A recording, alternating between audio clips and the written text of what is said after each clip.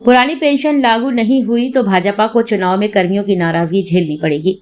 अखिल भारतीय राज्य सरकारी कर्मचारी महासंघ के आह्वान पर राष्ट्रीय मांग दिवस पर उत्तर प्रदेश राज्य कर्मचारी महासंघ के बैनर तले मंडल स्तरीय कार्यकर्ता सम्मेलन एवं प्रदर्शन का आयोजन किया गया।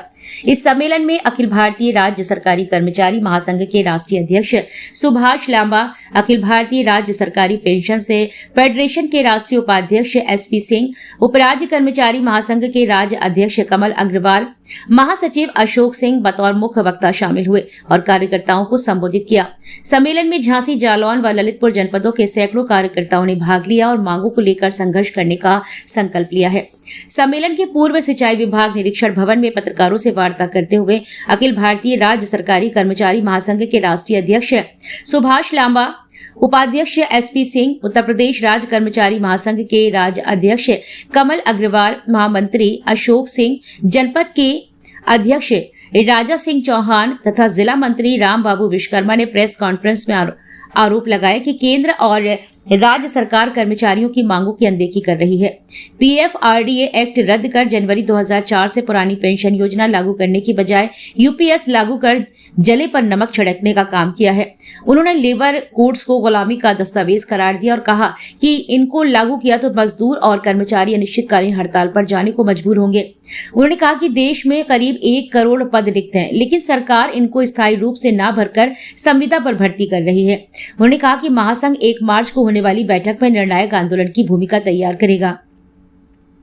पत्रकार वार्ता के दौरान अखिल भारतीय राज्य सरकारी कर्मचारी महासंघ के राष्ट्रीय अध्यक्ष सुभाष लांबा के साथ उपाध्यक्ष SP सिंह, उत्तर प्रदेश राज्य कर्मचारी महासंघ के राज्य अध्यक्ष कमल अग्रवाल, महामंत्री अशोक सिंह, जनपद के अध्यक्ष राजा सिंह चौहान और जिला मंत्री राम बाबू विश्वकर्मा, CP भार्गव, ग्याली लाल अहिरवार आदि कर्मचारी नेता मौजूद रहे। अध्यक्ष जी, किस कार्यक्रम में आना हुआ आज? ये all India state government employees federation का नेशनल डिमांड डे के अवसर पर आज पूरे देश में धरने, प्रदर्शन, गेट मीटिंग वगैरह का आयोजन किया जा रहा है। मालूम ही नहीं है, मालूम ही आपको कि पूर्वांचल और दक्षिणांचल निगम उसको भी प्राइवेट देने का फैसला सरकार ने किया और हमारे यहाँ ज्वाइंट एक्शन कमेटी जो है 1 साल से ज़्यादा का लड़ा है। उसके बाद सरकार अभी उस पर आगे नहीं बढ़ पाई है। इसी प्रकार से अब बिजली संशोधन बिल पार्लियामेंट में पास कराने का प्रयास किया जा रहा है। अगर वो बिल पास होता है तो तमाम डिस्ट्रीब्यूशन जो बिजली का है वो प्राइवेट हाथों में जाएगा। सब्सिडी करो, सब्सिडी खत्म होगी, बिजली गरीब और किसान की पहुंच से बाहर हो जाएगी। इसलिए हम इसका हम विरोध कर रहे हैं। दूसरा, पेंशन बहाली में हमारा 2 टूक कहना है कि PFRDA act, pension fund development regulatory act रद्द हो और पुरानी पेंशन बहाल हो। लेकिन सरकार पुरानी पेंशन बहाली की बजाय एक नई स्कीम और लॉन्च कर दी है, UPS, जिसने कर्मचारियों ने पूरी तरीके से उसको रिजेक्ट कर दिया है। 4% कर्मचारी ने भी उसको अडॉप्ट नहीं किया है। और जिस प्रकार से उत्तर प्रदेश की सरकार है या केंद्र सरकार है, ये इस मांग की लगातार अनदेखी कर रही है। और इतना ही नहीं, जो हमारी ओल्ड पेंशन स्कीम है उससे भी छेड़खानी करने का प्रयास किया जा रहा है। जो 8वां पे कमीशन है उसके टर्म ऑफ रेफरेंस में है कि non contributory pension scheme, it means old pension scheme, उस पर भी सरकार और कमीशन सिफारिश करे तो इसका मतलब उससे भी छेड़खानी होगी। तो हम बिल्कुल 2 टूक शब्दों में सरकार से कहना चाहते हैं कि अगर पुरानी पेंशन बहाली नहीं हुई और उस जो ले रहे हैं पुरानी पेंशन उससे छेड़खानी करेंगे तो कर्मचारी, पेंशनर, उनके परिजन चुनाव में भाजपा को भारी नाराजगी का सामना करना पड़ेगा। तीसरी बात जो हम कहना चाहते हैं कि आज उत्तर प्रदेश सहित सारे देश में अगर हम देखेंगे 50 लाख से भी ज़्यादा कॉन्ट्रैक्ट संविदा पर कर्मचारी काम कर रहे हैं, उनको कोई वेतन पूरा नहीं है। जो हमारा यूथ है, जो जिसमें कैलिबर है, उसका भारी शोषण हो रहा है। और यहाँ उत्तर प्रदेश में भी 50% से ज़्यादा कॉन्ट्रैक्ट आउटसोर्स पर कर्मचारी हैं। हम ये कह रहे हैं कि उनको ठेकेदारों के बीच में से हटाओ। जो हमारे मुख्यमंत्री हैं, प्रधानमंत्री जी हैं, जो बिचौलिया सिस्टम का विरोध कर रहे हैं, सरकार और विभाग के बीच में जो ठेकेदार हैं, जो सर्विस प्रोवाइडर हैं, वो बिचौलिया काम सरकार को नहीं दिखता।